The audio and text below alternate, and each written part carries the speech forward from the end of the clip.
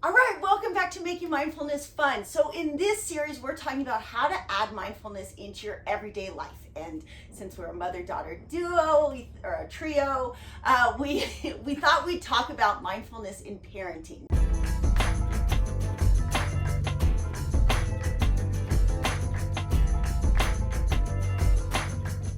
Now, I talk about this a lot in homeschooling.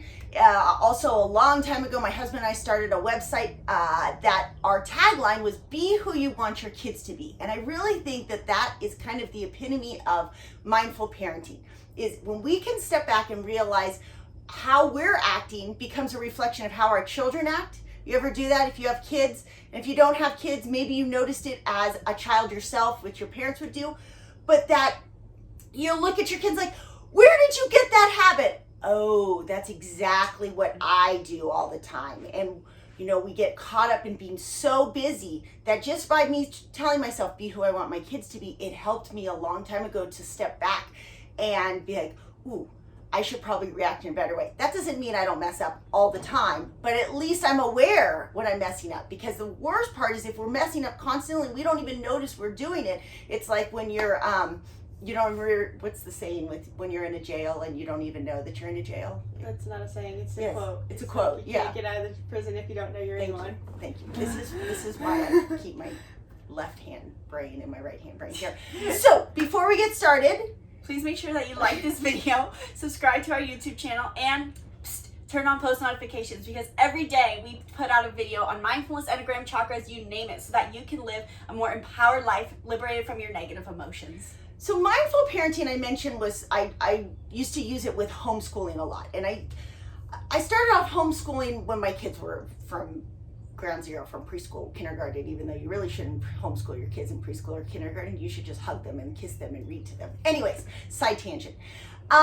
Mindful parenting really comes down to, like, what is the goal that I want as being a parent? Because I know for me, like, I really wanted a bunch of kids and this feeling of love and connection, but it was real easy to get in the trap of hustle and like achievement and comparison. Oh, my child learned to read at 6. Well, my child learned to read at 4.5. Or, well, my child just scored 10 goals in this soccer game and my child did this. And you get caught up in that. And that's not what we probably wanted when we wanted to have kids to begin with.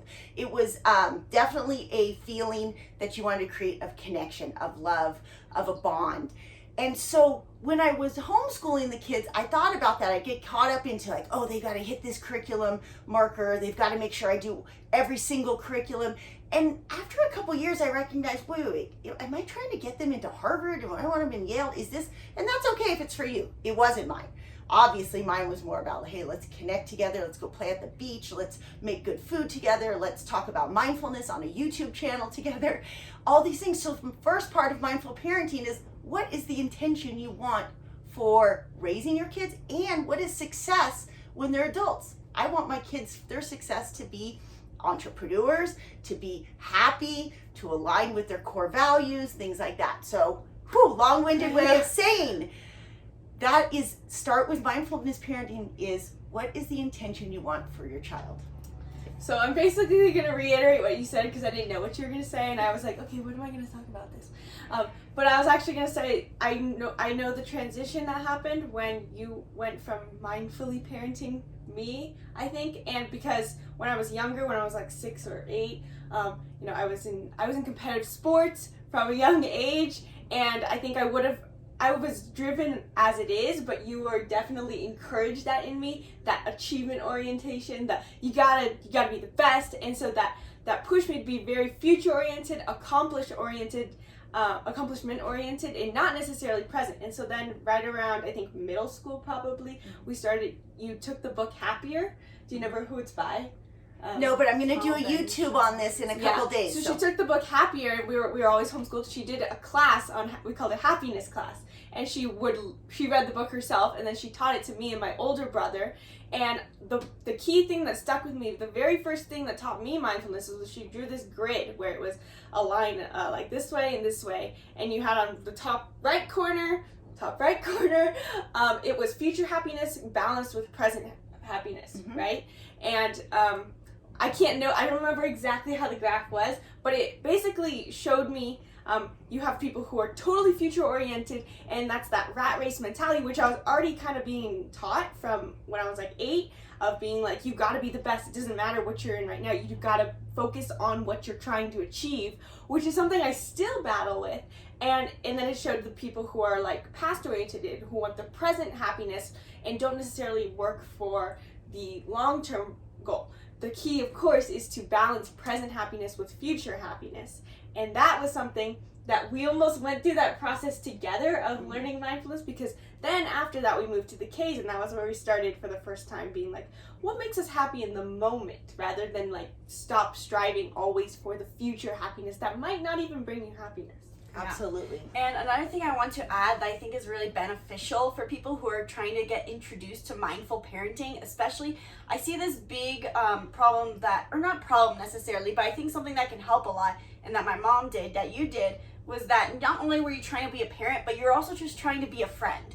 And I think that's a really important one for parents, because I see a lot, and I notice a lot that they can get really worried about, I have to be the perfect parent, and this causes overwhelm for them, because it is a lot of pressure to raise a child. But also sometimes it can be beneficial for mindful parenting is just to step back and think, how can I treat this person, this child, as if they were an equal, or as if they were a friend, and just be there for them, instead of being like, I have to raise you, I'm over you, I'm the alpha.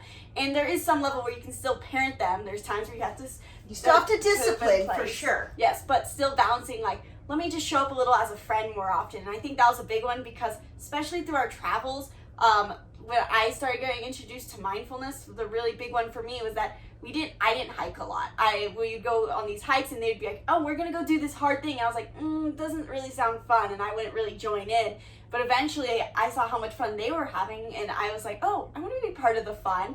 And so I joined them on their hikes more often, and that really helped me be more mindful of, like, one, wow, I really enjoy this, and I had like the gate door open to me. That was just a friendly request of, hey, you want to join us on this? Not, you're coming with us and you're doing this because I'm the mom and you have to join. And so just having that like gentle balance of both parenting but also being a friend is super important. Yeah, so 2 things on that, so I don't forget. I'll come back to the discipline issue because it's important. But notice they're different Enneagrams. She's an Enneagram 3, she's an Enneagram 9.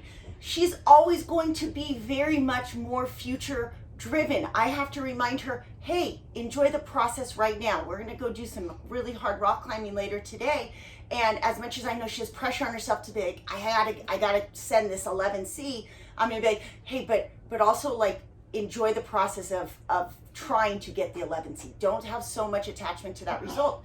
Isabel's a type 9. Remember, that's the peacemaker. She's very much more present oriented. She's in how she feels right now. And so sometimes I have to push her to be like, hey, but think about how you're going to feel when you achieve this. And this hike might be hard right now, but when you get to the summit, you're going to be like, heck yeah, it's so great. This is where Enneagram becomes such a key part in parenting. Yeah. Okay. And then as far as the discipline, I've mentioned this in many social medias, and I get a lot of flack for it, that like, oh, your kids aren't supposed to be your friends. And while it is friends, it's not so much that as I treated them as an individual, as like, I think where parents might happen, take it softly, to get caught up in a bad situation with this is when you're trying to prove your own self-worth through your children's accomplishments or your children's achievement or how they are. Look, we can parent kids all the same and they might turn out different. So you really need to, your self-worth is what you're working on in your own growth, okay? And then detach. My self-worth doesn't go up if she summits that mountain or if she sends that 512. My self-worth comes from how I'm meeting my own individual goals. And so I think with mindful parenting, I recognized that about a decade ago that, oh, I've got to think about what my journey. Now my journey happened to be challenge and adventure travel. And that was something that I had to, as a parent, say like, hey, you guys, like, we're in this together. Like, let's go. Get up. We're going to go for a hike today and you're going to be okay. We packed snacks. Let's do it. And I think just seeing that, they'd be like, oh, my mom really is excited about this.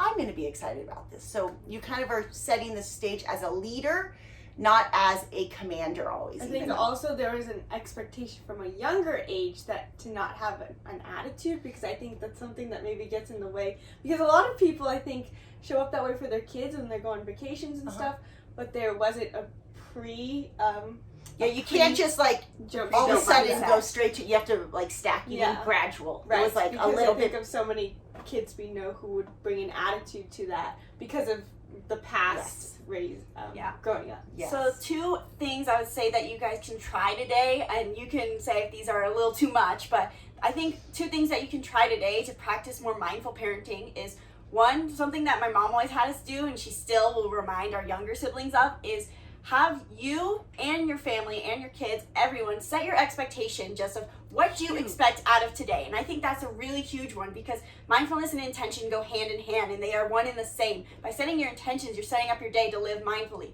So both you, the parent, need to write out what do you expect from today and share it with your kids and your spouse, but also have your kids write out what do they expect from their day. Do they expect to play video games all day? Do they expect to always be taken care of and have the meals ready for them and never have to help out? What is their expectation? Write it out and see how you can come to a compromise and both get what you need out today. Mm-hmm. And the other thing is, like we said, the Enneagram goes so hand in hand with mindfulness, and I think it's so beneficial if you know both your and your child's Enneagram. So you might want to check out our Closer Connections bundle, because me and my mom teach you how to use the Enneagram, understand your Enneagram and your child's Enneagram, so you guys can live more fulfilled. So we'll put that in the link in the description below. Perfect. And the expectation one is absolutely the key, because even now, my youngest one's 10 and 12, when they go, I'm bored, I'm like, what do you expect? What is your expectation? And I'll even say like, hey, you script out tomorrow. You tell me what we want to do. And we, maybe too, part of it is a time for mindful parenting means to step back and go like, is my schedule so packed